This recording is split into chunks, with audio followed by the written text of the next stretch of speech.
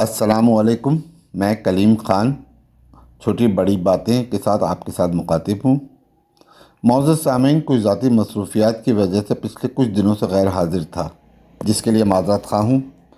جیسا کہ میں نے اپنے پچھلے ویڈیوز میں آپ سے یہ بات کہی تھی کہ فلسطین اور اسرائیل کی یہ جنگ اگر طول پکڑتی ہے تو یہ نہ صرف خطرناک ہوگی بلکہ اس کا دائرہ بھی وسیع تر ہوتا جائے گا، اور یہی تیسرے جنگ عظیم کی شروعات ہوں گی۔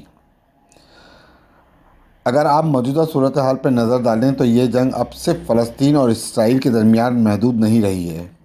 اس جنگ میں لبنان، یمن، ایران، شمالی کوریا اور عراق بھی شامل ہو گئے ہیں۔ روس اور چین پس پردہ پہلے سے تھے۔ بظاہر بہت مضبوط نظر آنے والا ملک اسرائیل اور اس کی پشت پر بیٹھا ہوا امریکہ اس وقت کافی پریشان اور خوفزدہ نظر آ رہے ہیں۔ یہ لوگ اندازہ کر رہے تھے کہ نیٹو کی 40 ممالک اس جنگ میں شامل ہوں گے اور ان کی مدد کریں گے، مگر ایسا نہیں ہو رہا ہے، بلکہ اس جنگ کی وجہ سے جو مالی نقصان یورپ کو ہو رہا ہے، اس کی وجہ سے وہ ممالک بہت پریشان ہیں اور بہت زور و شور سے ان ممالک کے عوام احتجاج کر رہے ہیں کہ یہ جنگ فوری طور پر بند کی جائے، جس میں خود امریکہ کے عوام بھی شامل ہیں۔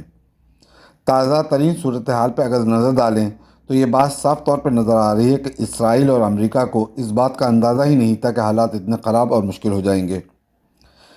اب یہ خبر سامنے آ رہی ہے کہ عراق نے اسرائیل کی آئل اور گیس فیلڈ پر حملہ کر دیا ہے، اور یہ اسرائیل کے لیے سب سے حساس اور اہم جگہ ہے۔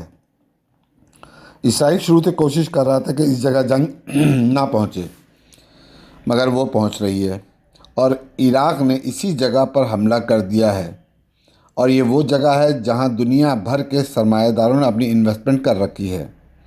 دوسری طرف یمن مسلسل ان جہازوں کو نقصان پہنچا رہا ہے جو اسرائیل کے لیے سامان لے کے جا رہے ہیں۔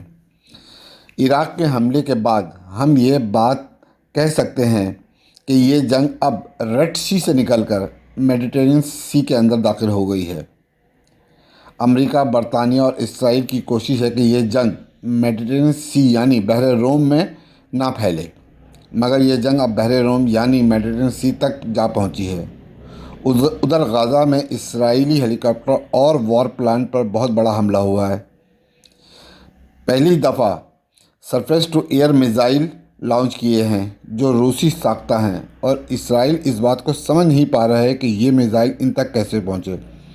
دوسری طرف ایران مکمل طور پر اسرائیل کا تیل بند کرنے والا ہے۔ حماس اور حزب اللہ نے الٹیمیٹم دیا تھا کہ جنگ فوری طور پہ بند کی جائے، ورنہ ہم اس کا دائرہ بہت وسیع کر دیں گے۔